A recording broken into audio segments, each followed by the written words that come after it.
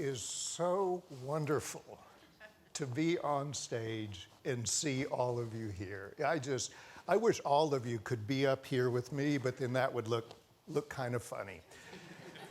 Welcome to SAS. Welcome to the 2022 Cleantech Innovation Awards. I'm Tim Fairchild. I happened to be in the right place at the right time back around 2011, and I got involved with some stuff that was being driven by Wake County Economic Development and the Research Triangle Regional Partnership, RTRP, when we were talking about forming a cluster. And in fact, SAS hosted in October of 2011, we hosted a meeting of the International Cleantech Network in that room right over there. And it is just wonderful for SAS to be able to host this event tonight on the 10th anniversary of the Research Triangle Cleantech Cluster.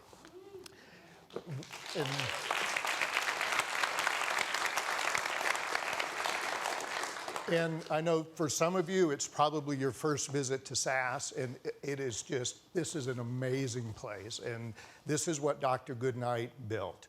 And he built this environment for us, and some of us get to work here, and then we also get to host people. So we are just so happy to have you in the building tonight. When I think about the Research Triangle Cleantech Cluster, I think about three words. I think about connection, I think about collaboration, and I think about innovation. And that's exactly what this facility was designed to facilitate.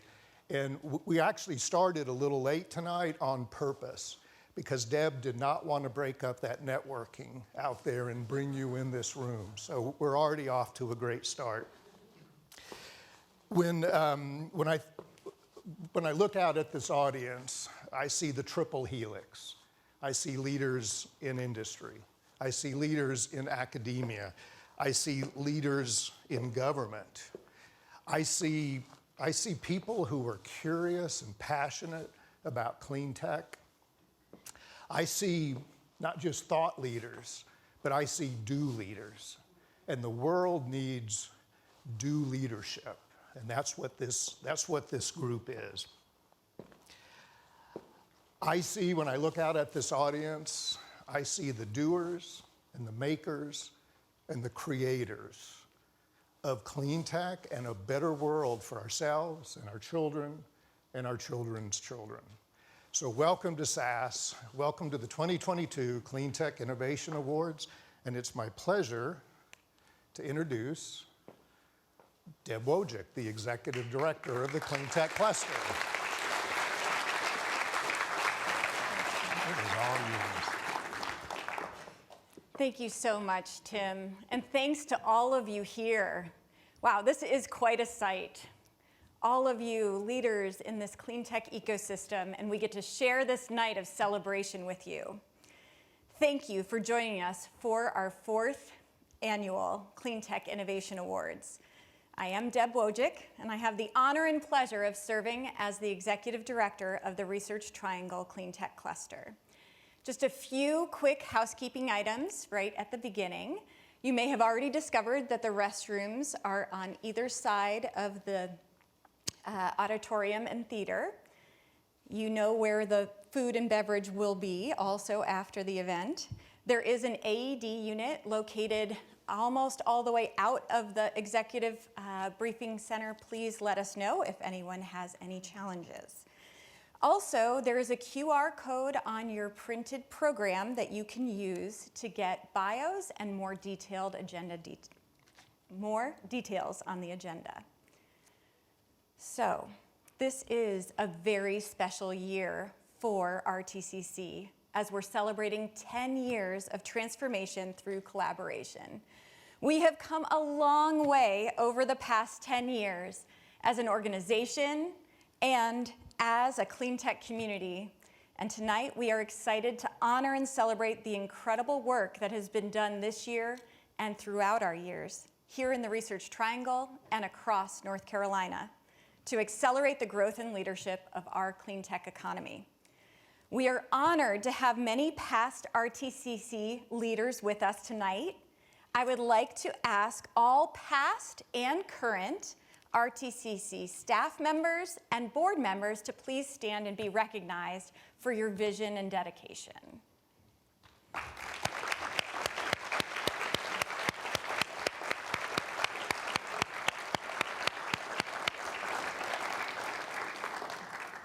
Add to that a couple more who are the current staff.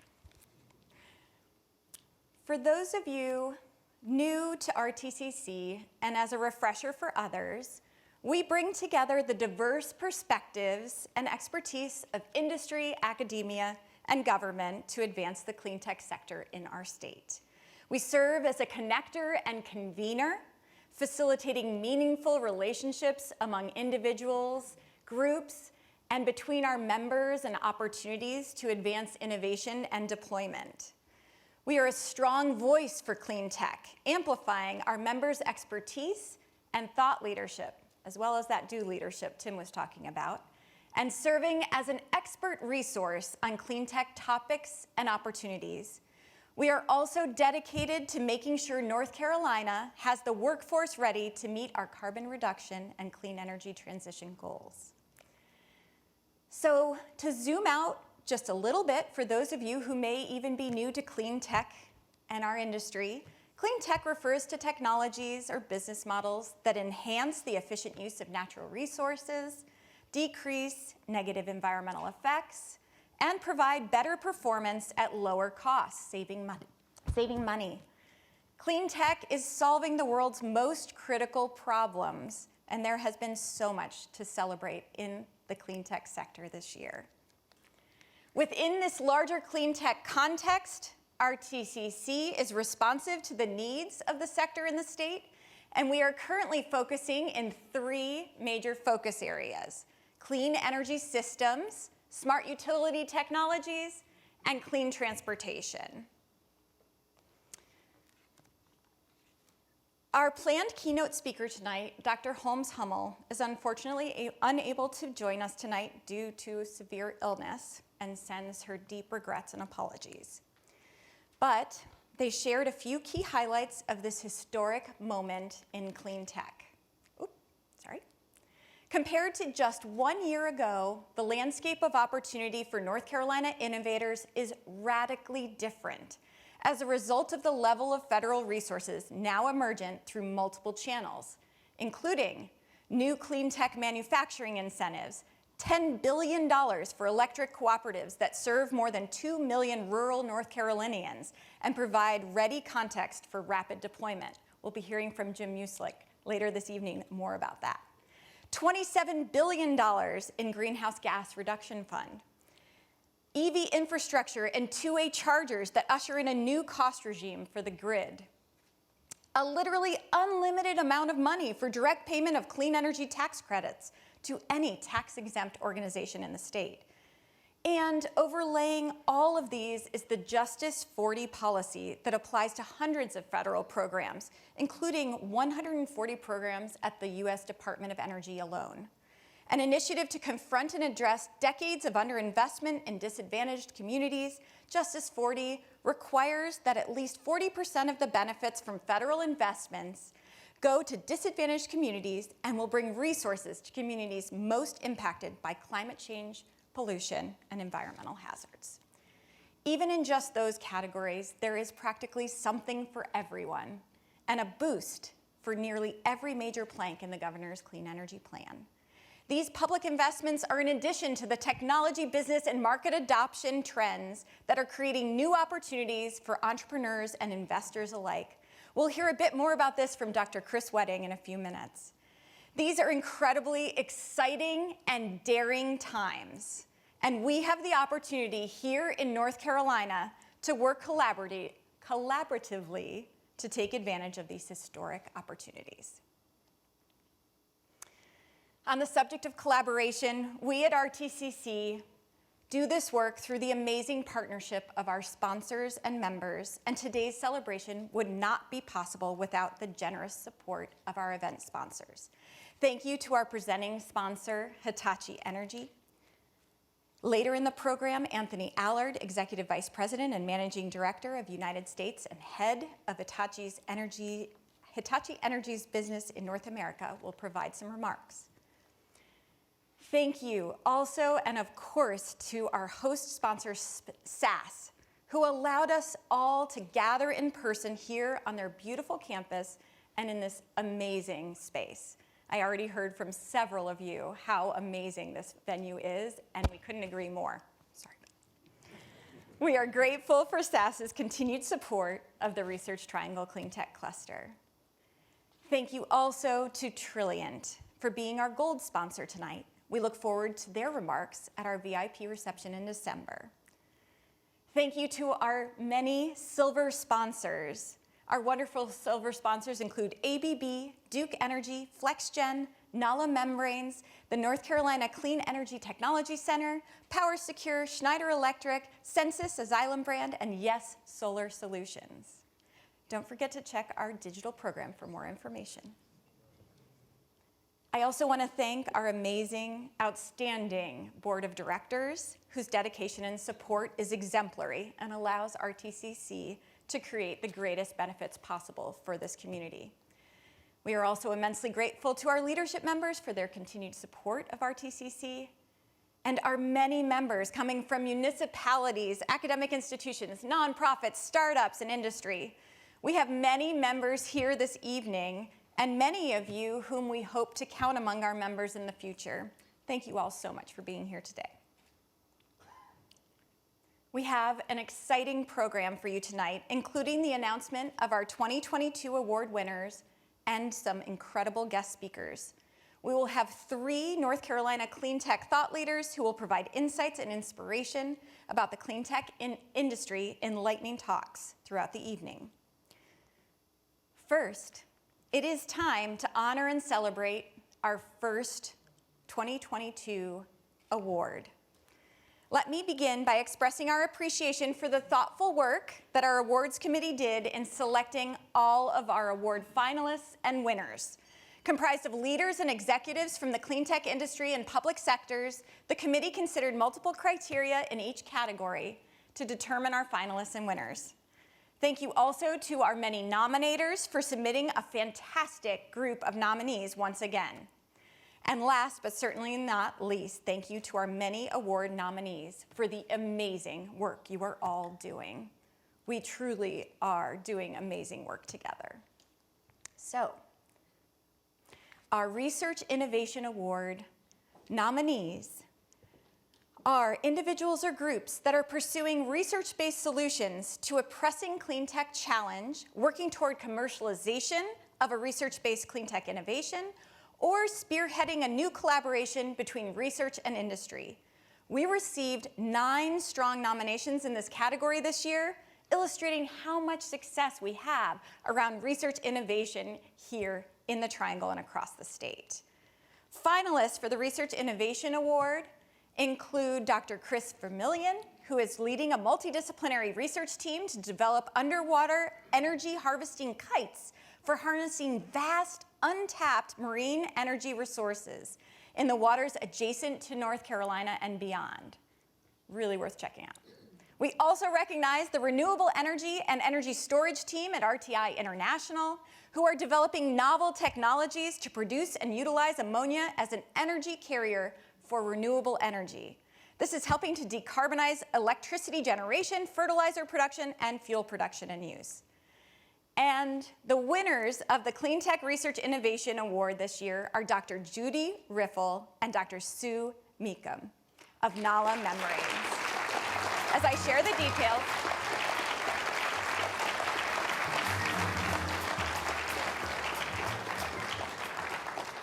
Dr. Riffle and Dr. Meekum, a mother-daughter team, founded Nala Membranes and have succeeded in developing a scalable manufacturing process for the development of a new class of membranes based on new polymers.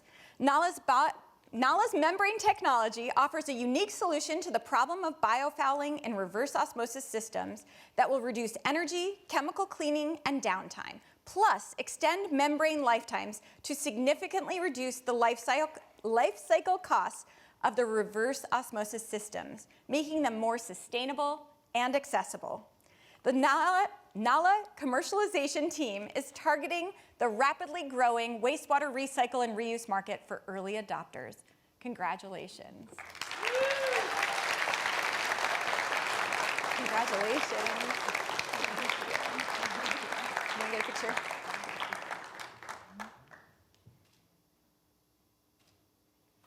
Thank you.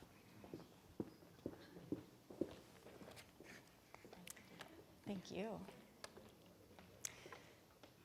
Our next award is the Cleantech Entrepreneur Award. The Cleantech Entrepreneur Award recognizes an individual or team that has demonstrated the potential to disrupt traditional industries, create a cleaner planet, and improve the quality of life for people here in North Carolina or around the world. We are rich with entrepreneurial talent here in the Research Triangle in North Carolina, and among a highly talented group of nominees, RTCC is honored to award the 2022 Cleantech Entrepreneur Award to Daniel Kaufman.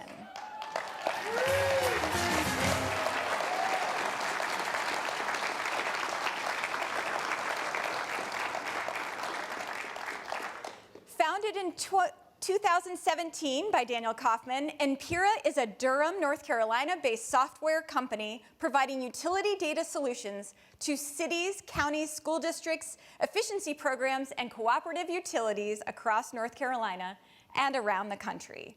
Empira transforms utility data into actionable insights that enable clients to save energy, reduce peak demand, engage customers and stakeholders, and enhance community sustainability. Under Daniel's leadership, Empira has partnered with organizations to help identify efficiency opportunities with the biggest impacts, show improvement, save staff time, and help manage facilities better. Congratulations. Thank you. I know you have tons of supporters in the municipalities.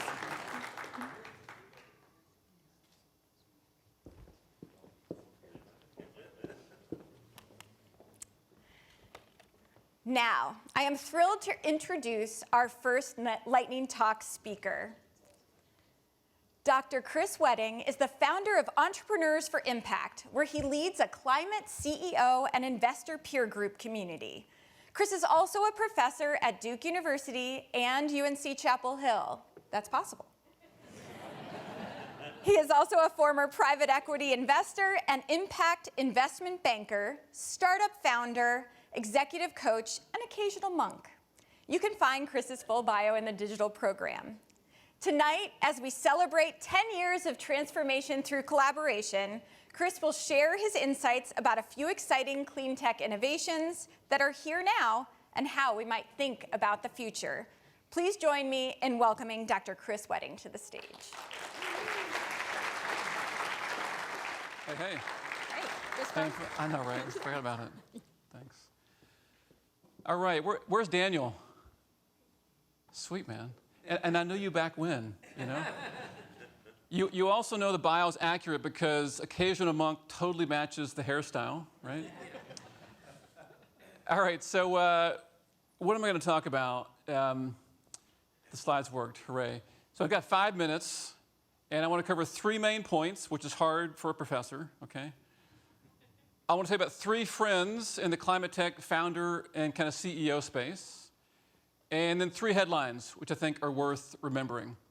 Now, last night, while walking the dog with my 11-year-old, I did kind of a dry run of a pretty bad dad joke around, oh, the color of this orange is clearly about pumpkin spice, right? You can run, but you can't hide. It's always around you in November.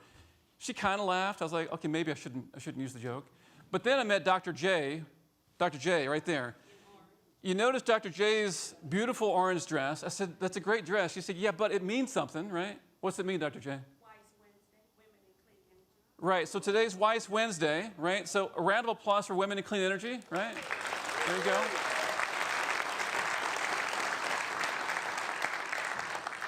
My daughter will appreciate that explanation much better than the stupid pumpkin spice joke, so thanks for that.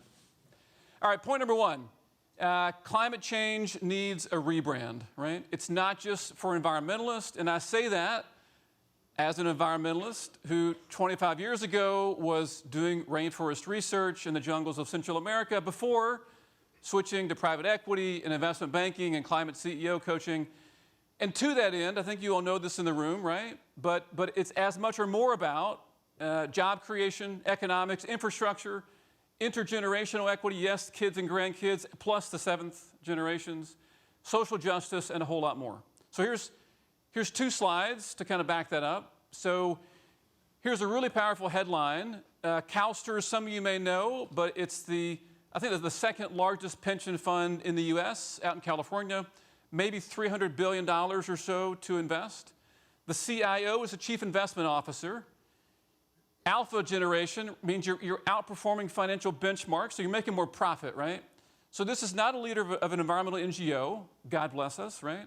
But a profit-seeking capitalist saying, look, we got 4 decades, probably more, of making a lot more money by taking advantage of climate opportunities to tackle climate change and reduce risk associated with climate change. So big statement from CalSTRS CIO.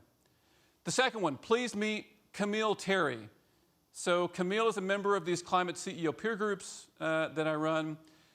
Camille, with 10 years in Cleantech, she knew that EV charging stations should have uptime. They should work most of the time, right?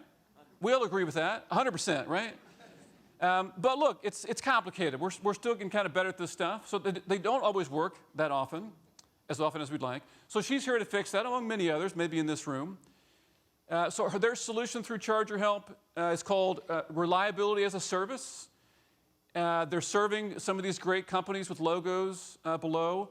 And coming from South Central LA, not the easiest place to get into climate tech and sustainability, she's making sure to hire lots of folks from Black and Latino communities to be the technicians to fix next generation technology like EV chargers. Point number 2, many new climate tech jobs or clean tech jobs will come from sectors that are either brand new, so lots of new acronyms for us all to learn, or sectors that are just reimagined. So, you know, a little more boring, plain vanilla, quote unquote sectors reimagined with new business models. So 2 examples here. Please meet Josh Santos. So Josh co-founded a company called Noya, realizing that you can do CDR via DAC, more acronyms for you, carbon dioxide removal through direct air capture with existing infrastructure, right? So don't rely on permitting new tech, right? We have millions of cooling towers on rooftops where with the right chemicals in that water, you can sequester carbon dioxide from the air. You can share profits from selling the carbon offsets or selling the carbon sequestered with the owner of that building. So they're in the process of scaling this up. And Josh is smiling so big because we just talked. And we're like, wow, two long-haired dudes from the South making it happen, right? Josh is from Alabama. Please meet Lauren. Lauren Sauls, also part of our climate CEO community. Lauren knew that, look, we need home electrification, but sometimes things that are important, they're hard, right? They're hard unless you find somebody else to prioritize what you should put in your home, to design it, to finance it, to own it, and probably to make you cash flow positive in month 1 versus waiting for some multi-year payback, and we're all pretty impatient folks, right? She's convinced enough venture capital investors, so far a measly $60 million invested, and the IRA is a big, big boost for what they're doing. I said, look, when are you coming to my zip code, right? Ton of folks in Chapel Hill want this. She said, we're focused on New York City for the moment. It's all right, well, the good folks are down here. Anyway, Lauren Saul is coming to a theater near you. Point number 3, North Carolina, look, we've captured billions of dollars. Where's Ivan? At least $28 billion from our conversation today, right? At least $28 billion, far more, I'm sure, in this kind of low carbon transition. But there are trillions more to capture. We have not missed the boat, but please, if you're experiencing FOMO, fear of missing out, good, right? We should all have it and act on it. 2 slides on this one. So both from Bloomberg New Energy Finance, so Bloomberg NEF. The first says that last year, 2021, $755 billion were invested globally in clean energy projects. So that's pretty good. Another $165 billion invested at the corporate level, both private funding, think venture, private equity, as well as corporate funding. So together, $920 billion, nothing to sneeze at, right? Probably double what was invested globally a couple of years, well, 3 or 4 years ago. So pretty good. However, pitiful, right?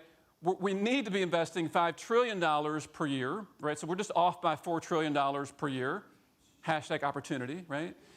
$4 trillion more needed, hopefully we capture a lot of that, in order to give us the best chance of limiting global average temperature increase to 1.5 degrees Celsius, which is about 3 degrees Fahrenheit.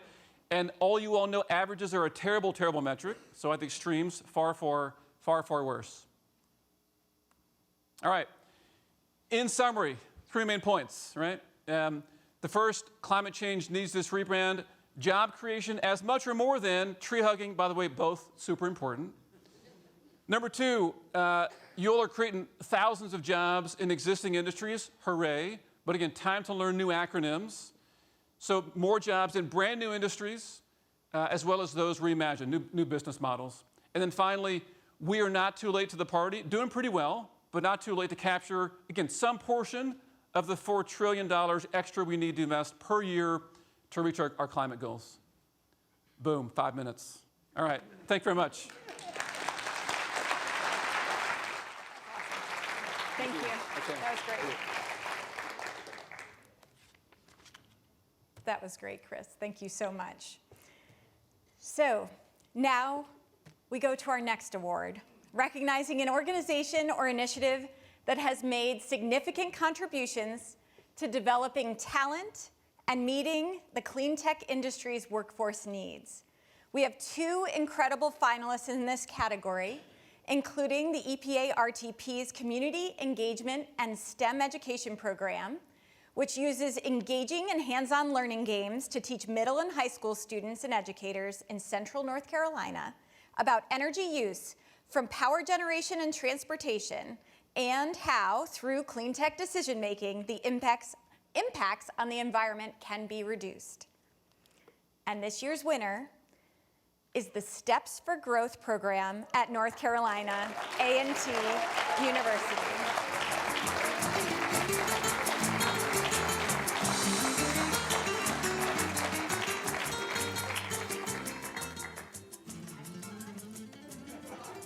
The North Carolina A&T State University's Steps for Growth project, funded by a $23.7 million American Rescue Plan Good Jobs Challenge, is an equitable workforce development project.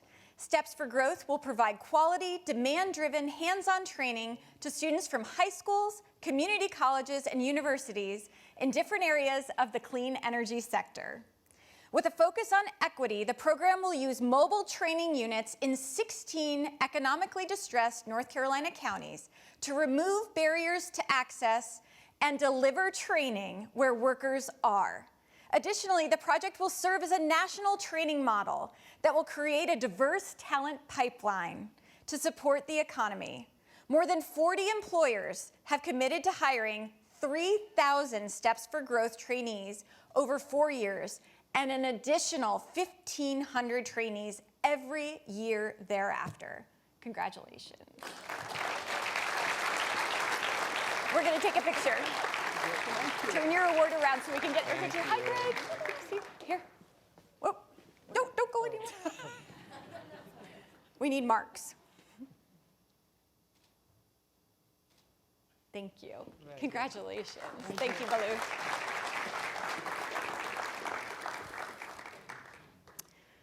Next, we recognize an organization or initiative that has demonstrated a strong commitment to building a more diverse, equitable, and inclusive clean tech economy.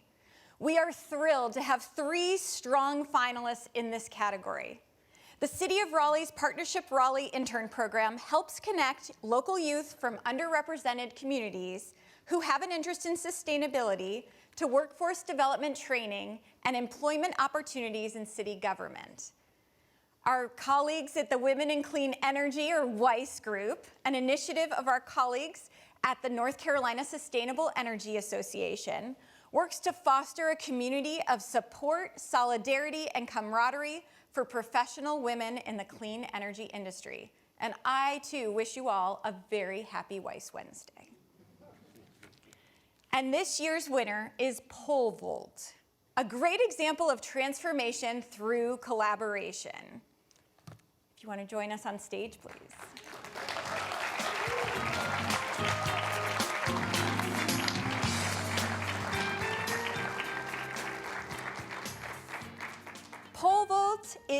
a partnership project of UNC Charlotte, Duke Energy, the City of Charlotte, and Centralina Regional Council. I believe we have even more names than what I have here, so welcome all of you to the stage. Pole vault.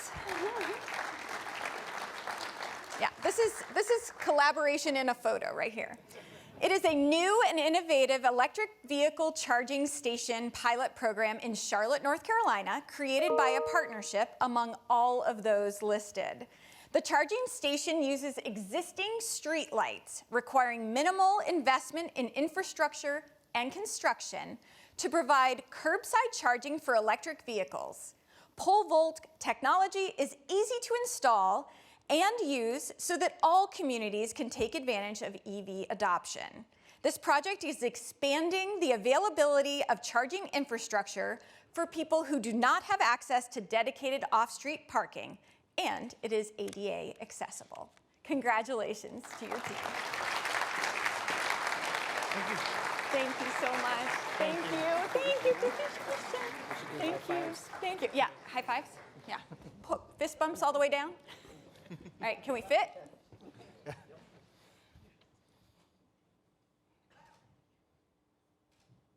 Thank you. Congratulations.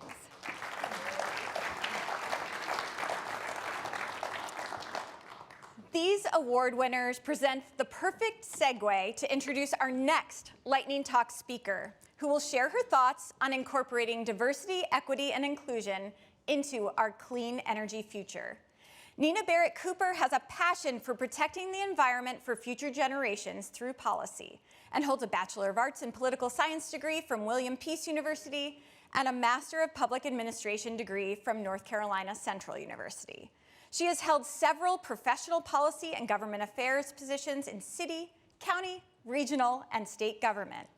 Nina was instrumental in the launch of the City of Raleigh's Neighborhood Enrichment Services Partnership Raleigh Community Climate Internship Program, the winner of our Cleantech Talent Development Award last year and a finalist just a few moments ago.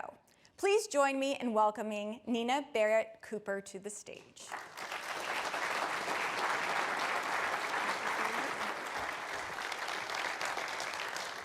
Greetings, greetings. You all look very nice. Nice to be here on this Wednesday. So I have about 5 minutes, like Chris mentioned. I'm going to dive deep into diversity, equity, and inclusion, talk a little bit about our program, Partnership Raleigh, and how we work to implement equitable and inclusive practices for our workforce development initiative. As gatekeepers of the clean tech sector, it is our duty to not only be intentional in creating opportunities for our future generations of leaders. As we continue to study climate impacts, implement innovative and sustainable practices, and invest in this industry, it is imperative that we recognize the benefits of recruiting a diverse workforce.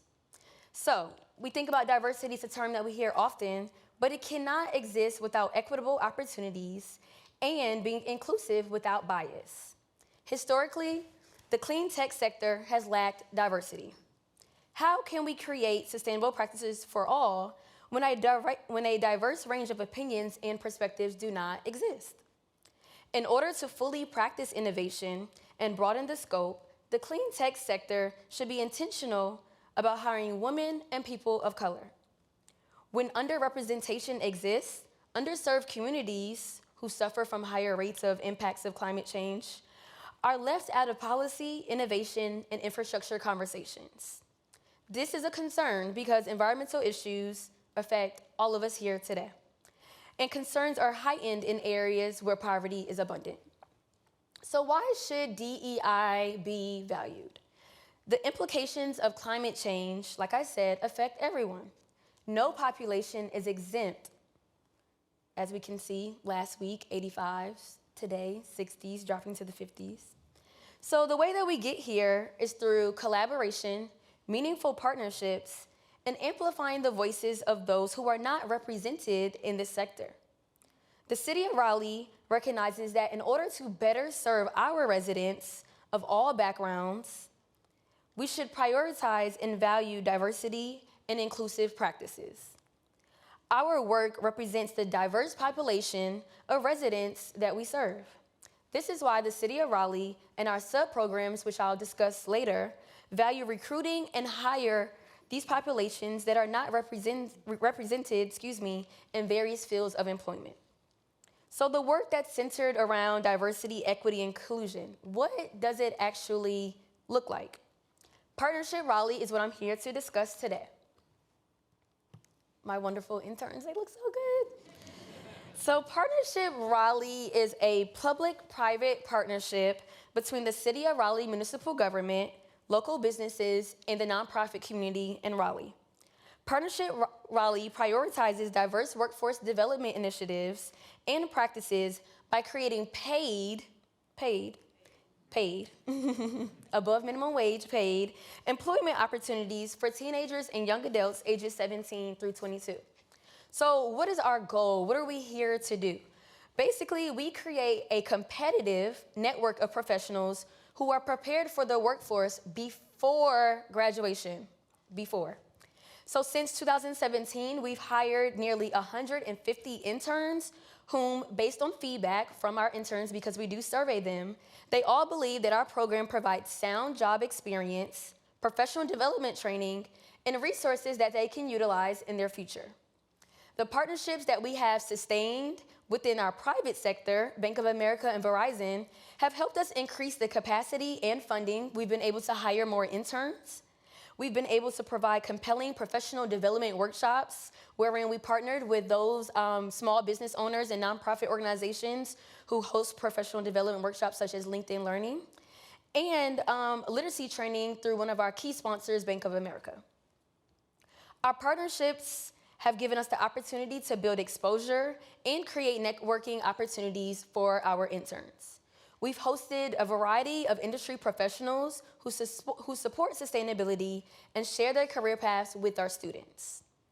Our program champions the RTCC efforts to bring new clean tech companies and jobs to the region by one of its key strategic priorities, nurturing education and talent. In order for Raleigh to remain attractive in this realm, because everyone wants to move here, we are working to contribute to the expansion of the clean tech economy to build future leaders. That's our main goal. In addition to our program success with our interns, our municipal departments have been able to address staff vacancies, as we all know, the Great Resignation, and fulfill critical recruitment and retention needs while valuing the importance of developing a diverse workforce. It's a win-win for us all. So under our big umbrella, we have two programs that I'm here to speak about today. And one is our Community Climate Internship Program, which is my baby, I built from the ground up. And the second is our Youth Conservation Corps. Our Community Climate Intern Program is a partnership, as I discussed, public and private, between the City of Raleigh, Office of Sustainability, Housing and Neighborhoods, Bank of America, and Verizon. This is a 10-week hybrid internship program, which provides an opportunity for college students and early college high school students who are interested in technical and professional skills in support of our Community Climate Action Plan, CCAP. Interns gain this professional experience working in city departments such as the Office of Sustainability, Planning, Development, Raleigh Water, Stormwater, Transportation, and one of my favorites, Parks, Recreation, and Cultural Resources. Past cohorts have used ArcGIS to build maps to identify areas of communities that are not represented in Complete Streets implementation program. They've also created interactive story maps of green stormwater infrastructure projects, analyzed flood impacts in environmental justice communities in Southeast Raleigh, and implemented strategies to mitigate flooding. We are all familiar with the flooding on Glenwood Avenue. Interns have also developed case studies to examine how city departments integrate equity into their climate resilience planning, and they've also monitored energy intensity at Raleigh water resource recovery facilities. They do a lot. Our interns are also full-time college students, so while they are working with us, our internship is during the school year. It's not a summer internship. So our interns are actually working 20 to 25-hour weeks. Not only are they doing that, but they're attending networking events such as environmental awards, Bike Week, Earth Day celebrations, and others.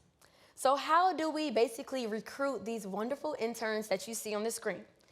We use a practice that is direct outreach to local universities and historically Black colleges and other community colleges and universities.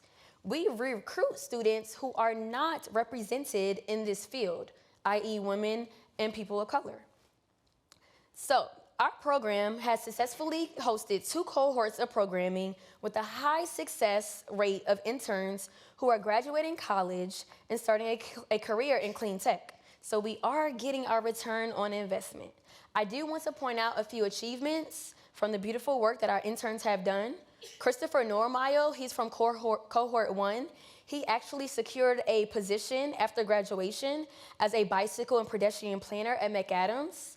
Caitlin O'Donnell, cohort 2, wrote and published an article at NC State where she highlighted how she refined her writing skills while working as an intern with us. Jacob Irvin, cohort 1, graduated magna cum laude from North Carolina Central University with a Bachelor of Science in Environmental Geospatial Science. Whew, that's a lot. And he is now pursuing a master's degree in Community and Regional Planning. Yuna O of Duke University is from cohort 1, and she is still pursuing her environmental policy degree while working as a climate campaign fellow. So as you can see, our interns are off to do wonderful things, and we are preparing them to be a part of our future. Our Youth Conservation Corps, one of our other programs, is a 4-week summer program in the Raleigh area, and it's actually for teens, for teenagers, high school students who want that experience in natural resources and environmental fields. These teens do a host of things. They've worked at Walnut Creek Wetland Park and other parks and greenways to trim dangerous low-hanging limbs from trails. They've removed litter from local streams and cleared invasive plants. We've also partnered with graduate students at North Carolina State University who are studying bird ecology and behavior, who have also helped our students see live bird study demonstrations, and they also taught our students how to identify bird species by their unique calls. They've also used a community science platform called eBird, which a lot of you may be familiar with. This program provided a unique learning and employment experience to our high school teenagers who are looking to gain that valuable work experience but don't necessarily know where to find it before they get to college. I can definitely say that these students are very ambitious, very professional, and they are our future environmental leaders. So, our foundation. In close, I would like to share a little bit about our foundation, which is the Raleigh's Community Climate Action Plan. 3 pillars listed here about some of the support that we do for our community. So these youth programs that I mentioned to you, our backbone here is this plan. And this plan has helped us with structure, research, and assessment of the need that is here for our students locally. Our guiding support to create a diverse network of clean tech professionals upon graduation is imperative to creating solutions and implementing innovative, sustainable practices. The Office of Sustainability is responsible for creating this plan along with internal city departments and the community. This plan focuses on, which you probably heard about if you're a Raleigh resident, on reducing greenhouse gas emissions by 80% by year 2050. They also work to understand the role of equity and implications of climate change on vulnerable communities. Lastly, the main connection to our programs here in Partnership Raleigh is that this plan also details the impacts of how climate change affects overall community resilience. So there is a community connection there. The Community Climate Action Plan, or CCAP as we refer to it, provides the foundation for our program, and it serves as the basis for our internship curriculum. Our students are required to read this plan and to carry out the sustainability and resilience practices within this plan. We value creating opportunities for college students to work in city departments, and we stand on building a solid foundation for our future clean tech industry leaders with a diverse network. We have 2 interns who are here with us today. I would like for them to stand up and wave. This is a product of the work that we've been doing. Thank you so much. I hope you are moved and you invest in the future of our industry leaders. They are bold, they are ambitious, and they are very professional. Thank you.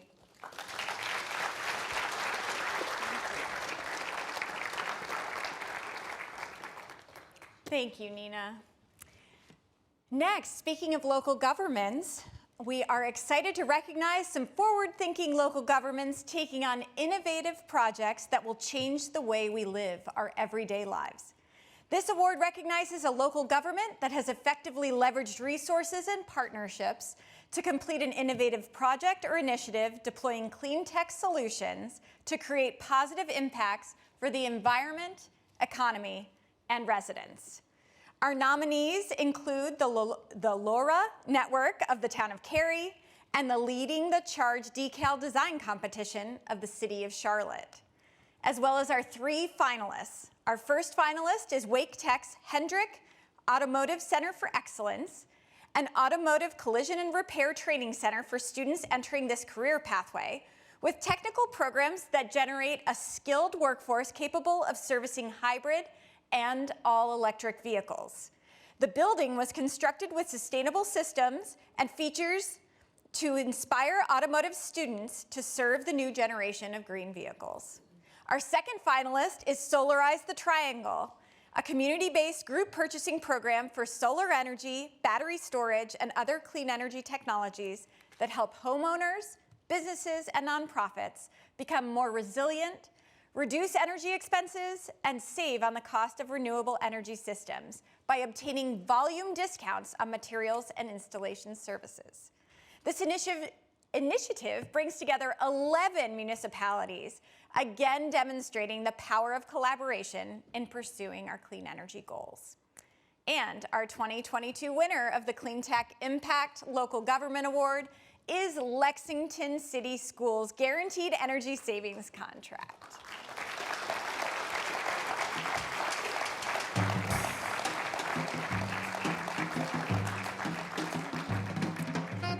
Lexington City Schools utilized the Guaranteed Energy Savings Contract statute to create over $5 million in guaranteed energy efficiency savings over the next 19 years, including projects such as replacing the chillers, cooling towers, and boilers at schools across their district.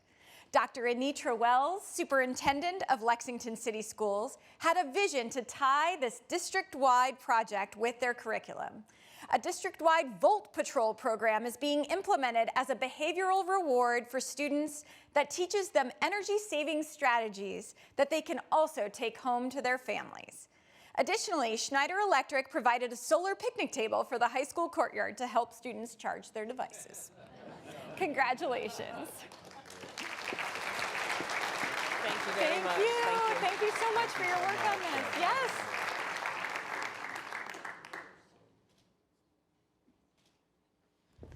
Thank you.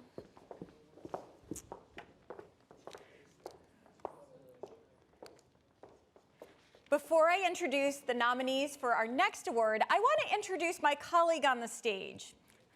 Tammy Zuko is our board member and vice chair of the Research Triangle Cleantech Cluster Board of Directors. She is also from Itron and would love to be, I feel so far from you.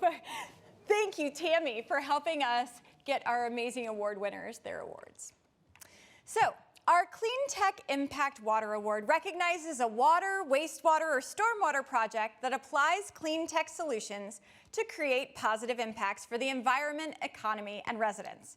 We have 4 wonderful nominees, including the North Cary Water Reclamation Facility, the large-scale HVAC AHU condensate capture to reduce stormwater and use of drinking water from the US EPA RTP facilities team, and our 2 finalists. The Internet of Water is co-led by our colleagues at the Duke University Nicholas Institute for Energy, Environment, and Sustainability.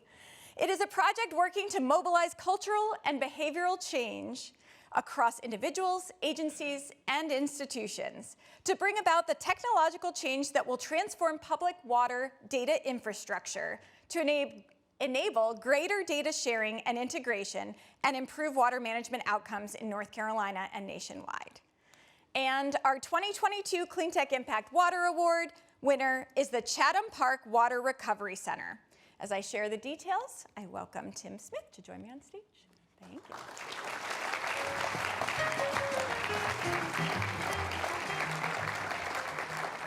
The Chatham Park Water Recovery Center combines state-of-the-art technology with biology, bringing together the most current advancements in the industry to create a functional facility rooted in sustainability.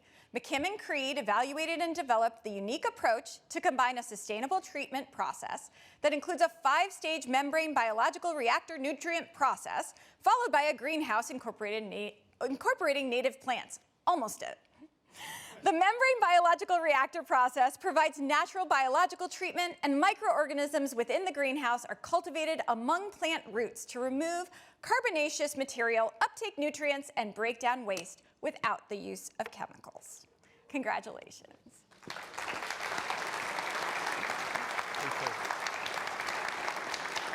Tammy's coming.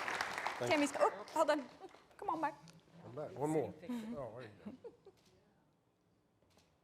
Got it. Thank you. Yeah. It is now my pleasure to introduce our presenting sponsor, Hitachi Energy. We are honored to be joined today by Anthony Allard, Executive Vice President and Managing Director of the United States and Head of Hitachi Energy's business in North America. Anthony's full biography can be found in your digital program. Thank you, Anthony, for sharing a few words about Hitachi Energy and your support of the Cleantech Innovation Awards with us this evening. Thank you. Thank you so much. Thank you. Thanks. Not That was gonna my leave you bad. hanging. We started well. Well, thank you. Thank you so much for having us today. We're really excited to be here tonight and to represent Hitachi Energy. For us, RTCC has always been a really important organization, and we are proud to have been part of it for many, many years. So I'm here to represent Hitachi Energy and our talented employees. I see in the room a couple of us, Dan and Tanya, and I've probably not seen some of the others, but it's really for me energizing to see all the people that we have in the rooms, all the nominees that we've heard about tonight, and the energy that you all have put into the different projects that have been presented to us tonight. And I realize that there's a lot of hard work behind that, and I really wanted to thank you for your passion and your hard work. So thank you.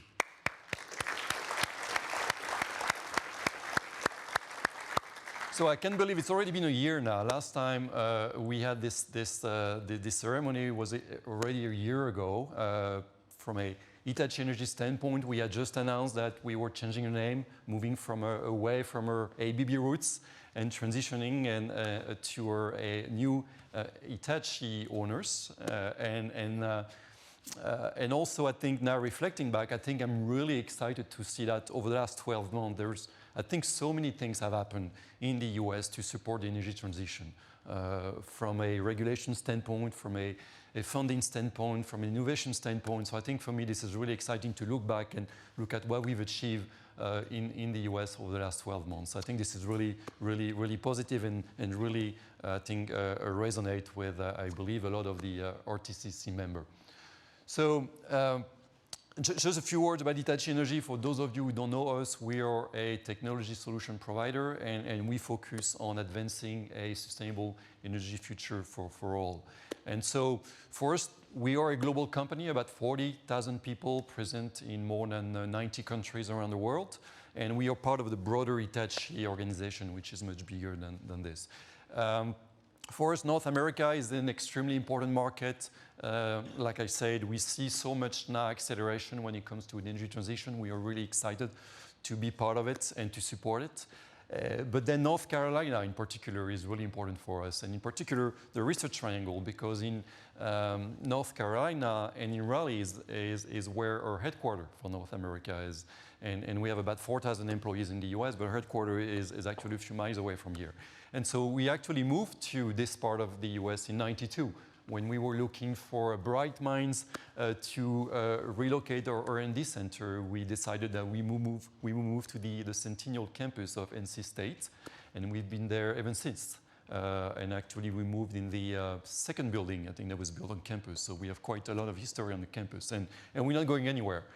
So for us, it's really one of the main reasons why we've been involved with RTCC for many years, because this part of the country is really at the roots of who we are in the US. And we continue to invest.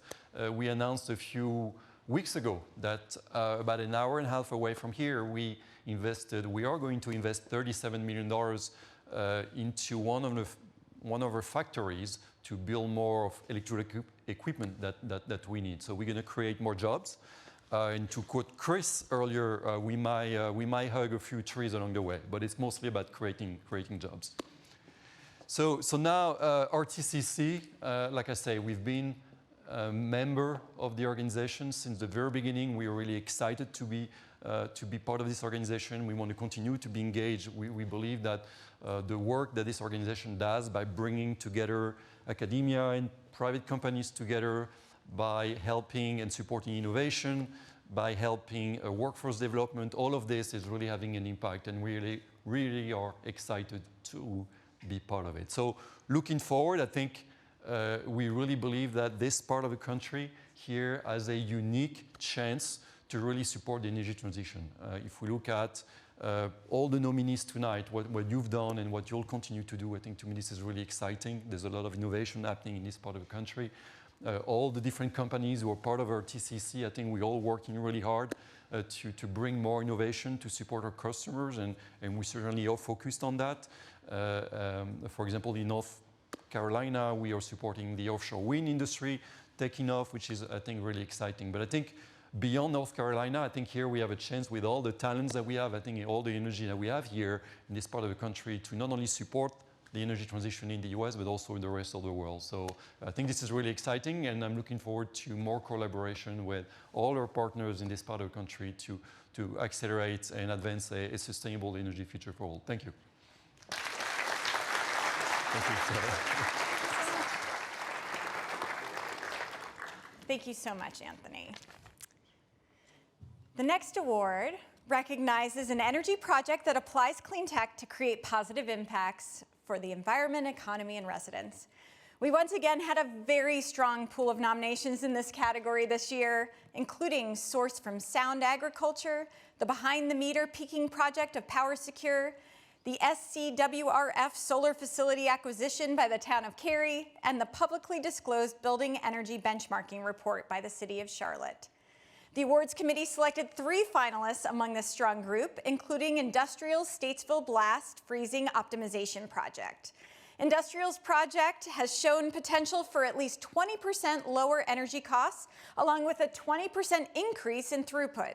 This can help the facility earn tens of thousands per month in additional revenue while substantially reducing carbon intensity.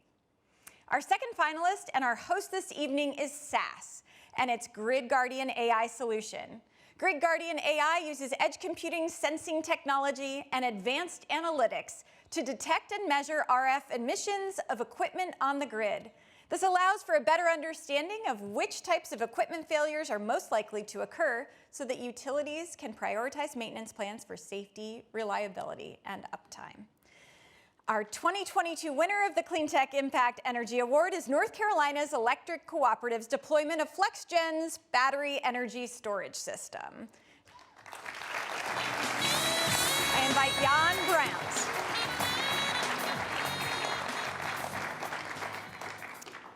We have Jan Brandt and Jennifer Eberhardt coming up to join us. This project includes the installation of cutting-edge battery storage technologies in 10 communities across North Carolina, providing 40 megawatts of power that will be charged when demand for electricity is low and discharged during moments of peak demand, increasing reliability and providing cost savings to co-op members.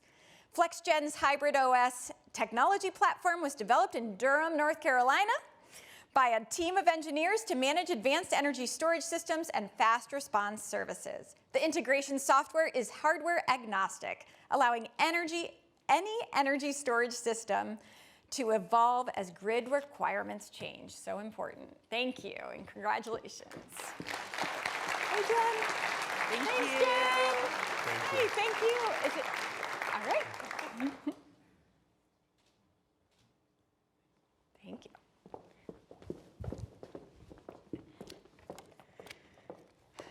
our transportation is one of the largest contributors to carbon emissions in North Carolina, and clean transportation is a North Carolina and RTCC priority.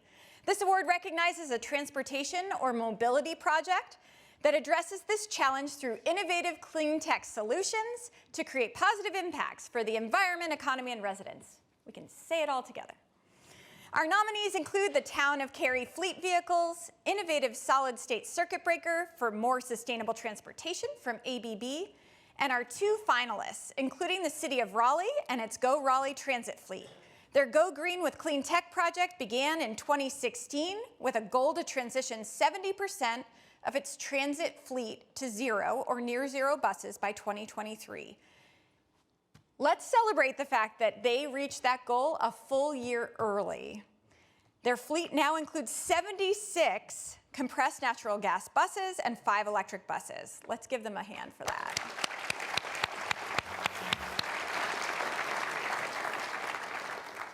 Very rarely do we get to be on time and ahead of schedule, all of that. So this brings us to the winner of our Cleantech Impact Transportation Award, the Eastern Band of Cherokee Indians and Cherokee Boys Club Native Electric Project. The team was not able to attend the event tonight due to other longstanding commitments, but we are happy to share a short video from Katie Tiger and Donnie Owl, who were informed they were finalists. As we enjoy their message, I invite John Bonnetts from the North Carolina Clean Energy Technology Center to accept this award on their behalf.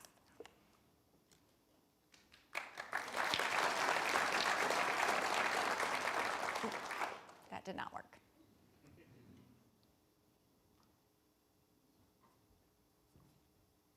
Is my tech going? It's really good. Oh, here it comes.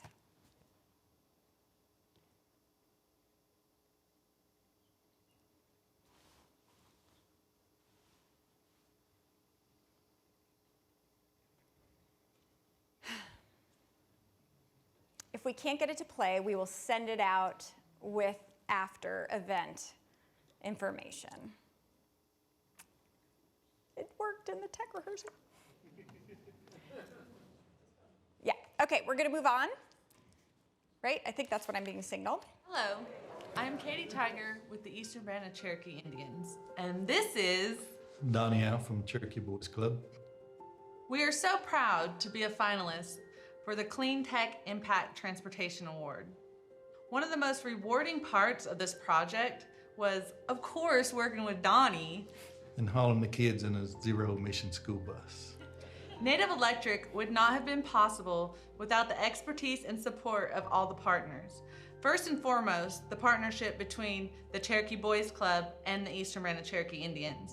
Then the funding from North Carolina DEQ, EPA, and Duke Energy. Also, all the support provided by Land to Sky Clean Vehicles Coalition, North Carolina Clean Energy Technology Center, and Carolina Thomas.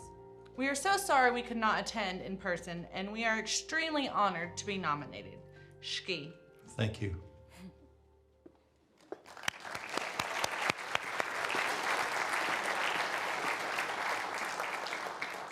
Thank you.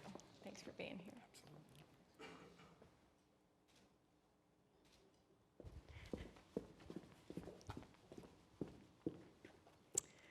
Our next award recognizes, it says a clean tech, but I have to say there's so much going on in this space that we've got multiple winners of this award. These organizations have accelerated economic growth in our region or state.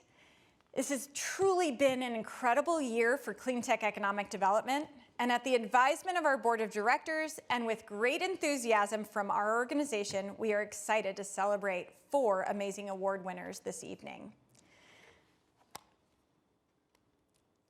Oh, that's backwards. Now I'm gonna get it again. Our first winner is the Southeastern Wind Coalition. Catherine Collins, if you can please join us on the stage.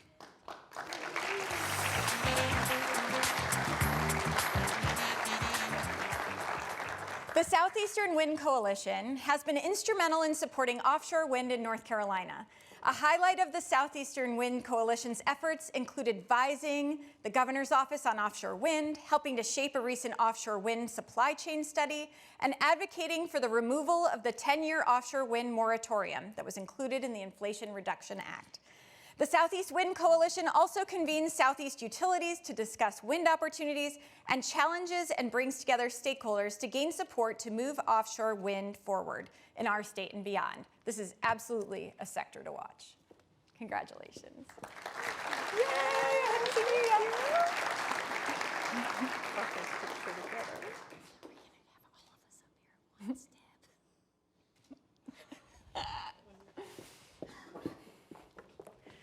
Our next Cleantech Impact Economic Development Award winner is Toyota Battery Manufacturing, North Carolina. As I share the details, I invite Michael Robinson, Toyota's Manager of Environmental and Facilities, to join us on stage.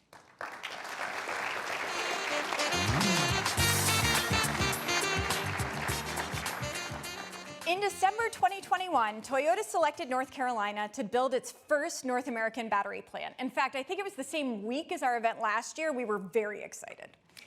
They invested $1.29 billion and created 1,750 jobs at that announcement. This announcement was anticipated to bolster the state economy by $9.5 billion over 20 years. As we now know, the good news did not end there. In fact, in August of this year, Toyota announced an additional investment of $2.5 billion, along with an additional 350 jobs, bringing their total investment to date to $3.8 billion and 2,100 new jobs. With an expected operational date of 2025, Toyota's investment in North Carolina will position the state to better capture the trillions of dollars of additional investment that Dr. Wedding talked about earlier. Thank you and congratulations. Thank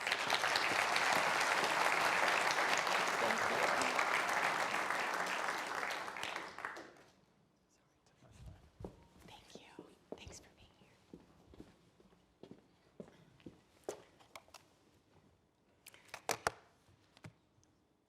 Our next Cleantech Impact Economic Development Award winner is VinFast. As I share the details, I invite VinFast CEO, Ms. Van An Wen, to join us on the stage to accept the award. We are so honored to have you with us.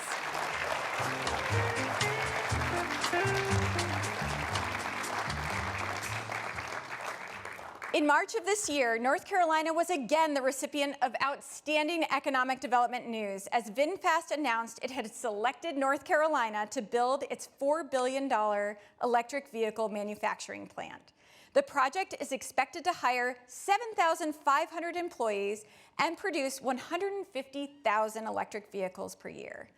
Additionally, VinFast's presence will help North Carolina bolster its electric vehicle supply chain, which will yield additional jobs and investments, furthering the state as a clean tech leader. VinFast expects to begin production of electric vehicles in 2024. I have personally had the pleasure of sitting in a VinFast vehicle, and I can say the experience was truly electric. Congratulations. Thank you so much. We're so happy to have you here. Thank you. This is wonderful. Thank you. Yes, absolutely. Thank you.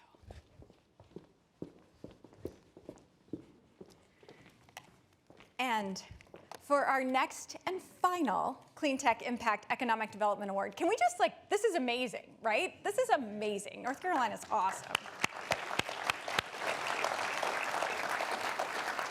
We really are in the best place ever. As I share the details about our final winner, Wolfspeed, I invite Chris McCann, Director of Global Project Management, to join us on stage.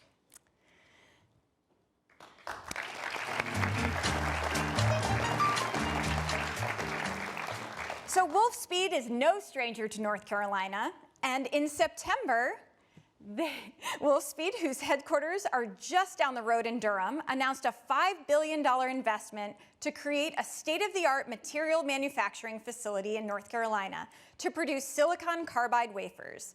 The semiconductor facility, which is expected to come online in 2024, we've got a lot going on in these next couple of years, will employ 1,800 North Carolinians. While making this announcement, Governor Roy Cooper expressed his excitement that the silicon carbide wafers manufactured here in North Carolina will be used in electric vehicles and offshore wind.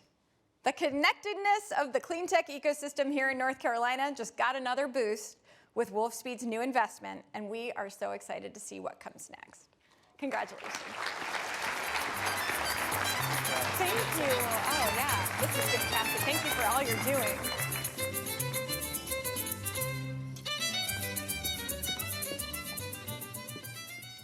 I feel like my walk-up music is now an Irish jig. This brings us to our final lightning talk of the evening, and I am thrilled to introduce Jim Musilek. He is Vice President of Innovation and Business Development for the North Carolina Electric Membership Corporation. Jim and his team's primary responsibilities include supporting North Carolina's electric cooperatives in meeting their brighter future goals by investigating, testing, and deploying innovative technologies and business models that promote beneficial electrification and sustainable technologies.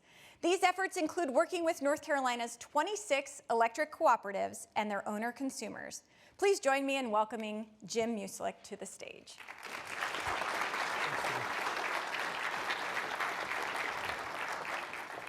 Well, good evening, everybody. We won. Congratulations.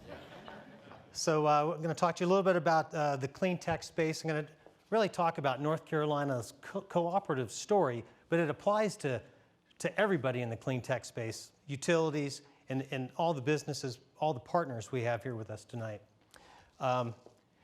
Just in case you guys didn't know, you've probably heard about the co-ops, but I feel obligated to at least put a picture up to talk about who we are and where we're located in the state. So there's 26 distribution co-ops in the state. They're not-for-profit, owned by the members that we serve.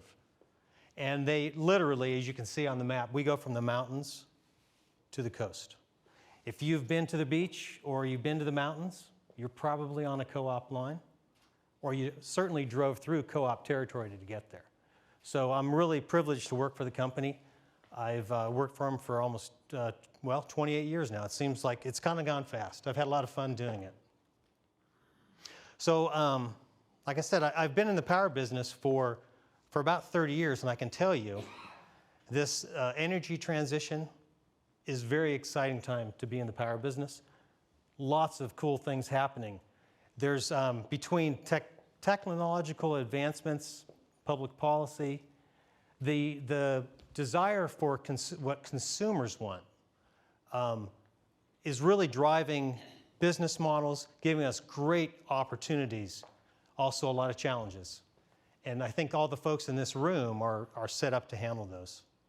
For North Carolina, for the co-ops, we really started embracing the energy transition in the mid-teens, I would say. We've always been innovative, but in the mid-teens, we developed a bunch of community solar projects in the rural parts of the state. And as we started to evolve in our thinking, it really gelled, it really solidified in 2020 when we introduced the Brighter Future. It's NCEMC's, or the co-op's viewpoint on the energy transition. It's really more than just delivering electricity to folks. It's delivering solutions. And I think that's something that all the utilities, all of us in the room, that's what we're in business to do, right? We're finding solutions to ultimately create a better way of life for folks.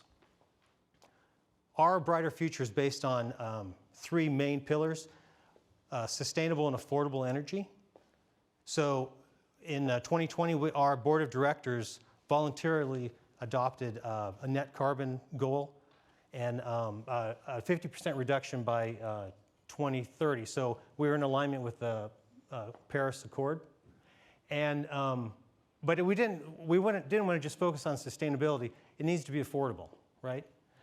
If you saw that map and the comments that Deb made originally about the low income and underserved folks, we serve a lot of those areas, and we're always have an eye towards making sure that it is affordable for folks trying to deliver them what they're looking for, sustainable solutions, but at an affordable price.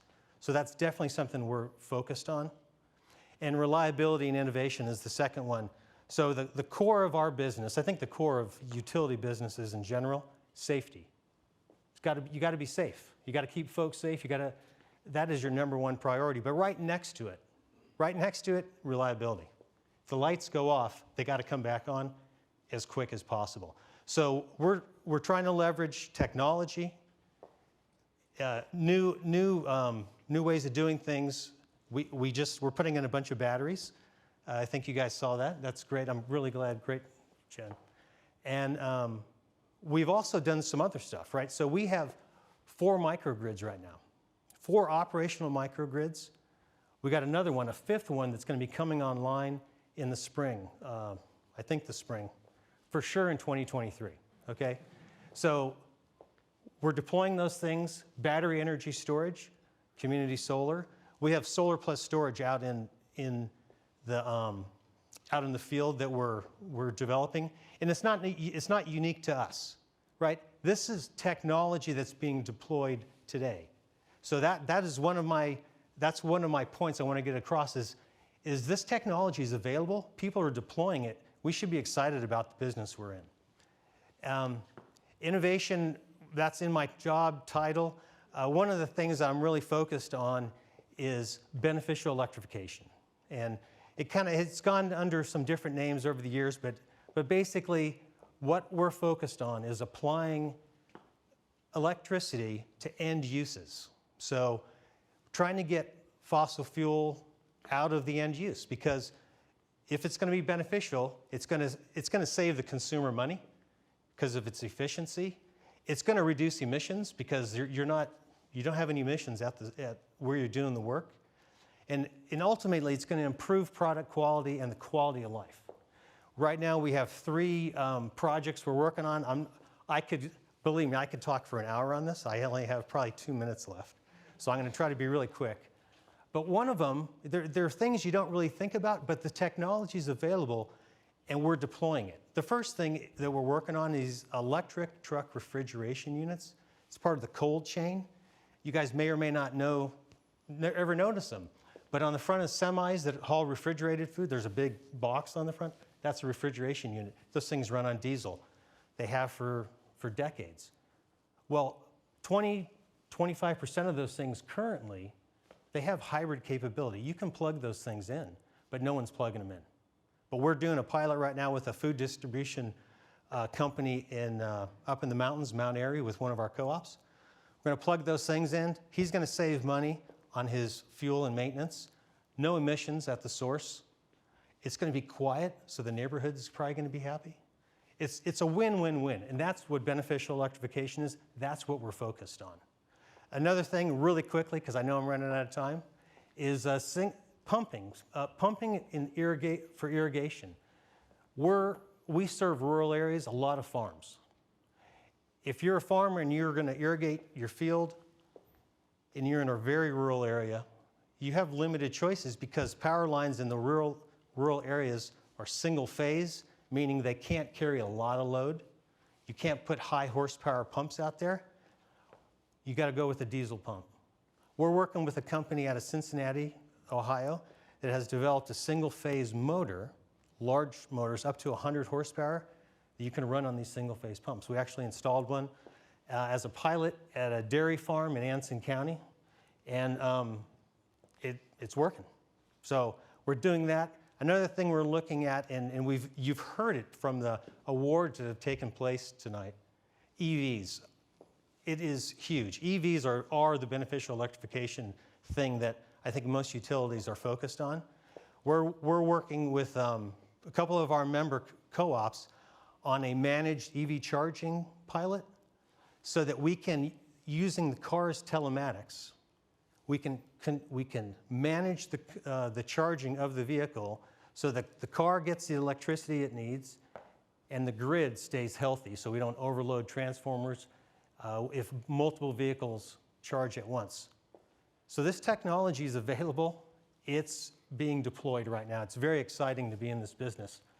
Finally, the last item is the local community support. At the end of the day, the co-ops were founded really to improve the quality of the lives of the consumers they serve. And all of the things that we've talked about here, sustainable, affordable, reliability, and innovation, drive that home. We're looking for funding from the IIJA and IRA to help fund some technology, and particularly in these low-income areas. It's a very exciting time to be in this space, and ultimately that is what we want to do, is improve the quality of life of the folks that we serve. And I think most of you all are in the same business. So that concludes my remarks. I think I got in around 5 minutes. Have a good night. Thanks, Jim. Thank you so much, Jim. So we have 2 more awards this evening. I am thrilled to be able to present this penultimate award to recognize an individual who exemplifies a deep commitment to advancing the clean tech industry in their local community, the Research Triangle region, or statewide. This year's Clean Tech champion is Paul Braze. As I share the details, Paul, if you could please join us on stage.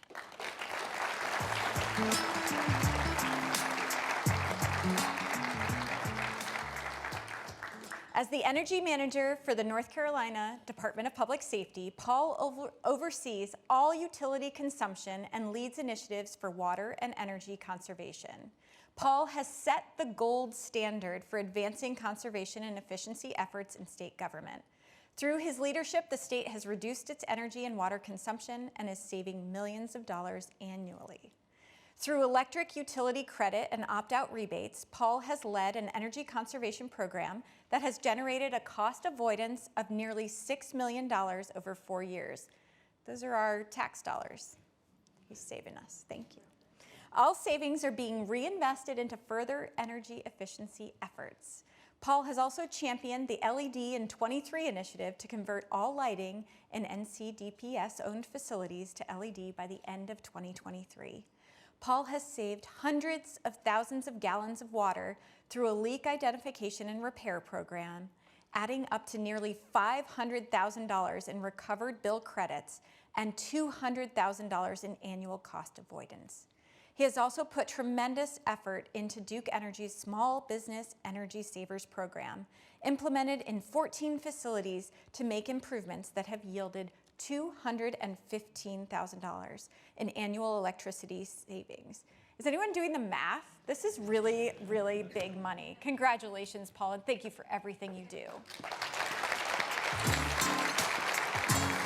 you mind turning your award around? There you go. Thank you. Congratulations.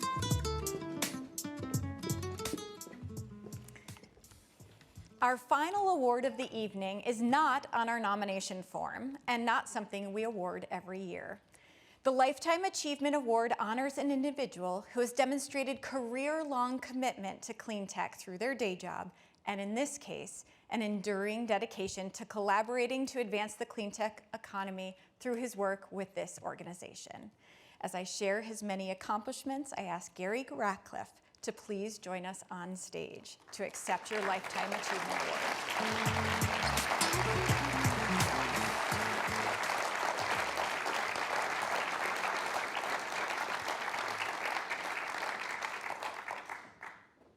Gary Ratcliffe is Vice President for Market Development and Innovation at Hitachi Energy, located in Raleigh, North Carolina. He is a recognized industry leader and serves as the expert advisor to utilities, government agencies, industry boards, and industry associations on the best practices and innovations for clean energy, grid modernization, smart grids, and digitalization. He was named to Green Tech Media's Networked Grid 100, the movers and shakers of the smart grid, as well as Smart Grid Today's list of smart grid pioneers. He's the author of numerous technical papers, articles, industry white papers, podcasts, and blogs, is a registered professional engineer, and is an IEEE Life Senior member. He's also a member of numerous advisory committees and industry boards where he is a driver of thoughtful innovation. I know this from personal experience. In the words of his colleagues at Hitachi Energy, Gary is one of the most recognized and respected industry veterans who shares an enormous wealth of knowledge, not only with his fellow employees, but also the industry as a whole. He is a leader with humility who encourages innovation, sustainability, diversity, and inclusiveness. Gary is committed to being a mentor and collaborator, and he never says no when requested to support or lead in community service or business opportunities. And he is continuously looking for new opportunities to develop cleaner and more sustainable solutions locally and throughout the industry. We at RTCC are deeply grateful to Gary for his role as a leader on our own board of directors. In his many years of service, including as chair, he has advocated for grid modernization, university engagement, regional economic development, that's really coming through. That's going, you're doing well on that. And state and federal investments in our clean energy transition. Gary has been involved with RTCC from the onset, participating on our advisory council and later on our board of directors starting back in 2015. He was first elected to vice chair and then served as chair from July 2017 through June 2021, both as part of ABB and Hitachi Energy. I am personally immensely grateful to Gary for the critical role you played in bringing me to my dream job. Gary, congratulations. Thank you so much.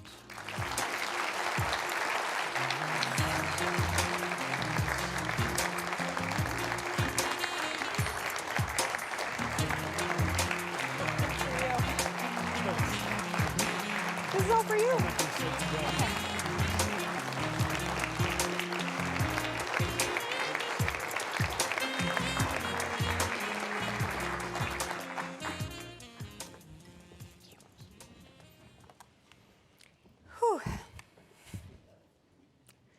Gary is among the visionary leaders who brought RTCC to life now 10 years ago. Following in that spirit, we are now pleased to share a premiere look at our new video celebrating 10 years of transformation through collaboration.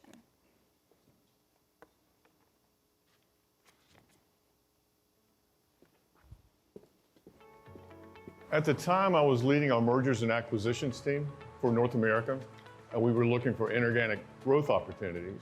And we did a study on where are the clean tech companies located. We found a high concentration of clean tech related companies in the RTP area, and it was a hidden treasure. Most people didn't even realize that there were that many companies in this area. And we identified clean tech as a part of our future, and that we really needed to get together and get everyone at the table and make the most of clean technology in this region. When I think about the uniqueness of RTCC and how we added to an already growing dynamic area, it was at the right time, at the right place, with the right people. So we came up with transformation through collaboration. And transformation is, again, accelerating clean technology, accelerating its application, its innovation, just knowing each other for the benefit of all.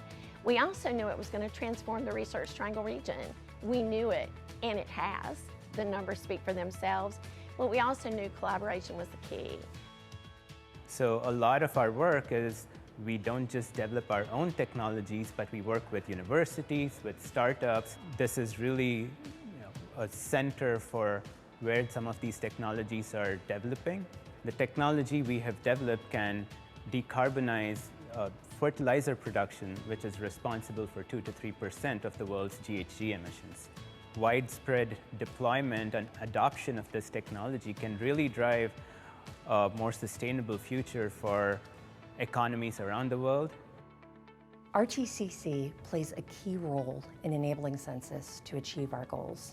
The sustainability challenges facing our global community aren't simple problems to solve. The only way we're going to tackle them is by collaborating with other businesses, universities, and government officials through organizations like RTCC. Since our founding 10 years ago, the Research Triangle Clean Tech Cluster has done an amazing job building the clean tech ecosystem here within the Triangle and across the state. Now, with the historic federal and private investments coming into our field, we have the opportunity to address the biggest and most complex challenges of our day. RTCC was founded by a group of visionary leaders who thought about what this region and state could be in terms of a clean tech ecosystem. Now, as we move into our next 10 years, we will continue to engage those leaders while identifying new leadership that will help us move forward and advance the clean tech economy here in North Carolina and beyond even further.